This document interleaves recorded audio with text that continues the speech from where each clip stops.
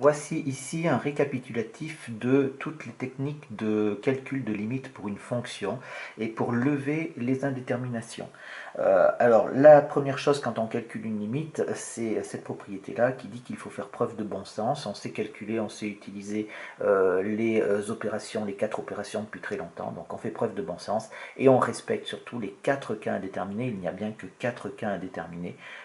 L'infini moins l'infini, l'infini sur l'infini, 0 fois l'infini et 0 sur 0. Je rappelle qu'on est dans les calculs de limite et quand on écrit un 0, ce n'est pas un vrai 0, c'est quelque chose qui tend vers 0, c'est-à-dire c'est proche de 0. Quand on fait le cas 0 fois l'infini par exemple, qui est le plus difficile à déceler, eh bien on a en fait le produit de deux infiniments, l'infiniment petit et l'infiniment grand, et donc ça peut donner absolument n'importe quoi. Alors, on va voir les levées d'indétermination de tous les cas indéterminés dans un premier temps, et on verra après les compléments que l'on peut utiliser pour calculer ces limites. Donc, le premier cas indéterminé, en fait, j'ai regroupé ces trois-là parce qu'ils se traitent de la même façon. L'infini moins l'infini, l'infini sur l'infini et 0 fois l'infini. Ces cas indéterminés, on les rencontre au voisinage de l'infini, et la méthode de base, c'est de mettre en facteur la fonction la plus forte. Attention, quand on dit la fonction la plus forte, bien entendu, il y a certains énoncés où on vous imposera de mettre une puissance de x en facteur. Ça peut marcher aussi, mais ça ne marche pas tout le temps.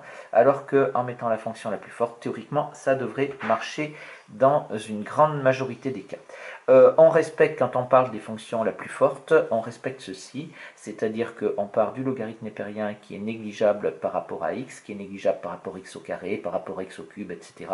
Et puis qui eux-mêmes sont négligeables par rapport à exponentielle de x, exponentielle de 2x, exponentielle de 3x, etc.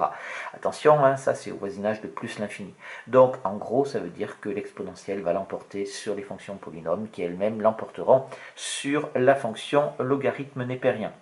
Bien entendu, en faisant l'expression en mettant en facteur la fonction la plus forte, eh bien, qu'est-ce que vous allez faire? Vous allez tomber sur la méthode complémentaire, c'est-à-dire vous allez tomber sur les croissances comparées. Ça, c'est très très important hein, quand vous êtes au voisinage de l'infini et que vous êtes dans un des trois cas indéterminés ci-dessus. Eh bien, bien sûr, les croissances comparées sont utiles. Donc, j'ai écrit en résumé toutes les croissances comparées. Ces quatre-là s'utilisent pour le cas l'infini sur l'infini, et là, pour le cas 0 fois l'infini, c'est entre les exponentielles, les logarithmes népériens et les fonctions puissance. Des fois, alors c'est le seul exemple que je vais vous faire dans cette fiche-là, des fois, eh bien, il suffit juste de modifier l'écriture. Regardez un petit peu ce qui se passe ici. Vous avez la limite lorsque x tend vers moins l'infini, on est bien dans un cas indéterminé. Ici, ça tend vers 0 quand x tend vers moins l'infini. Ça tend vers plus l'infini. Donc, on est bien dans le cas indéterminé 0 fois l'infini. Et bien, ici, ça va nous faire donc limite lorsque x tend vers moins l'infini. On va développer, ça va nous faire donc x au carré exponentielle de x plus 3 exponentielle de x. Ici, il n'y a pas de problème, c'est une croissance comparée, donc là, ça tend vers 0, là, ça tend vers 0. Et en fait, le développement nous aura suffi pour arriver à trouver la limite qui fait 0. Attention, ici, je ne fais pas une rédaction très propre, mais c'est une fiche méthode. Hein. Donc, ici, on fait maintenant pour celle-là, c'est pareil, on a x tend vers plus l'infini, donc déjà j'ai un cas indéterminé en haut avec l'exponentielle de x et x, c'est l'infini moins l'infini, et en plus je sais que l'exponentielle va l'emporter, et donc ça va me faire l'infini sur l'infini, donc il y a des indéterminations de partout. Et bien ici, je vais juste ici dire que ça fait la limite lorsque x tend vers plus l'infini, et je vais donc séparer et décomposer ma fraction. Ça va me faire exponentielle de x sur x moins x sur x. Et ça va nous faire, donc ici, on est bien d'accord que par croissance comparée, ça tend vers plus l'infini. Et là, ça fait 1, x sur x, ça fait 1, donc il n'y a pas de problème. Ça nous fait donc, est égal, ici, à plus l'infini. Voilà comment est-ce qu'on peut utiliser ici uniquement avec les outils de calcul.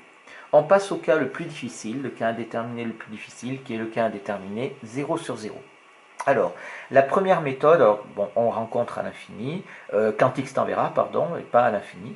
Et la méthode de base, enfin, la première méthode que l'on peut faire, c'est de factoriser le numérateur et le dénominateur par x moins a. Parce que si on est sur une forme 0 sur 0, ça veut dire que 0 va être une racine du numérateur et une racine du dénominateur. Attention, j'utilise le mot racine, donc ça suppose que je suis avec une fonction rationnelle, c'est-à-dire que j'ai un polynôme au numérateur et un polynôme au dénominateur.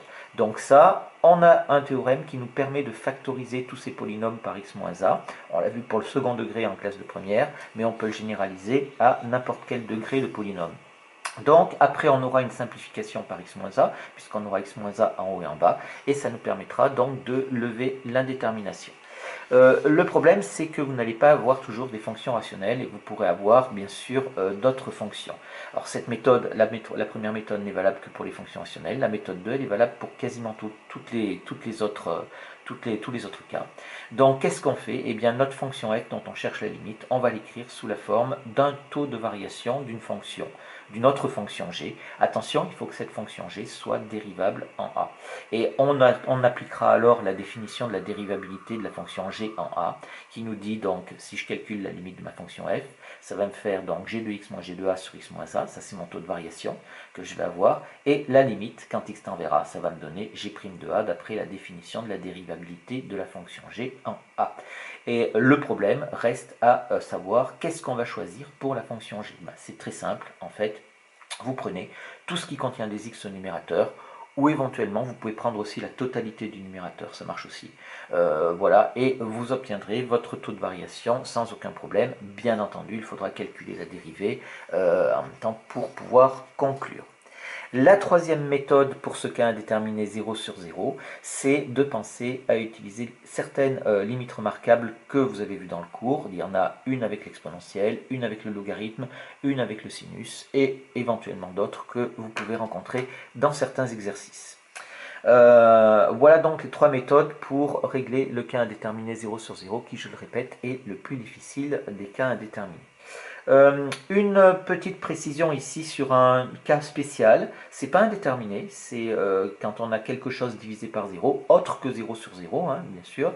Alors c'est pas indéterminé parce qu'on sait que ça fait plus l'infini ou moins l'infini, le résultat. En fait, la seule chose, c'est le signe qui n'est pas déterminé. Donc le signe, il va falloir le faire avec les règles des signes de la division.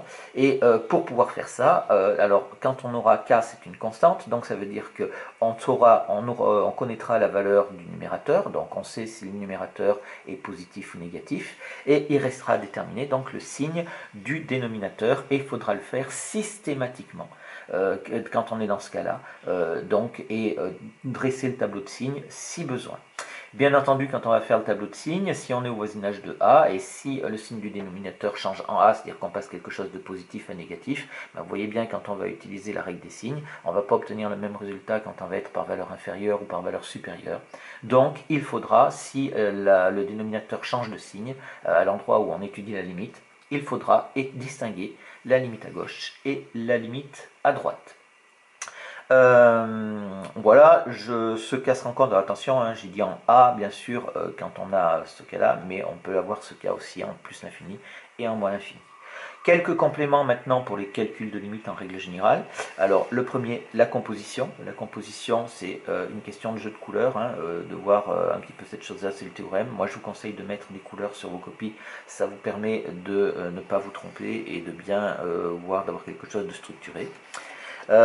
Et les théorèmes sur les limites, alors les théorèmes sur les limites que vous avez vus sur les suites, mais qui sont également valables pour les fonctions, et ils vont un petit peu au-delà. Vous avez le théorème de comparaison, ça vous le connaissez, et ce théorème de comparaison, donc il va servir bien sûr à montrer qu'une fonction tend vers plus l'infini ou vers moins l'infini. J'ai mis plus l'infini ici, hein, bien entendu, vous adaptez de l'autre côté. et le théorème des gendarmes que vous connaissez également. Vous remarquez que j'ai mis la limite lorsque x tend vers a de partout. Et ici, ce qu'il y a de bien avec ce a, c'est qu'avec avec les fonctions, c'est que c'est valable bien entendu au voisinage de plus l'infini comme les suites, mais ça peut être aussi, ces théorèmes peuvent être applicables aussi au voisinage de moins l'infini, ou au voisinage de 2, au voisinage de 3, etc. Attention, comme pour les suites, à bien distinguer l'utilité de ces deux théorèmes. Le premier sert à montrer qu'une suite a une limite, qu'une fonction, pardon, ou une suite d'ailleurs, a une limite infinie, alors que le deuxième sert à montrer qu'une fonction ou une suite possède une limite finie.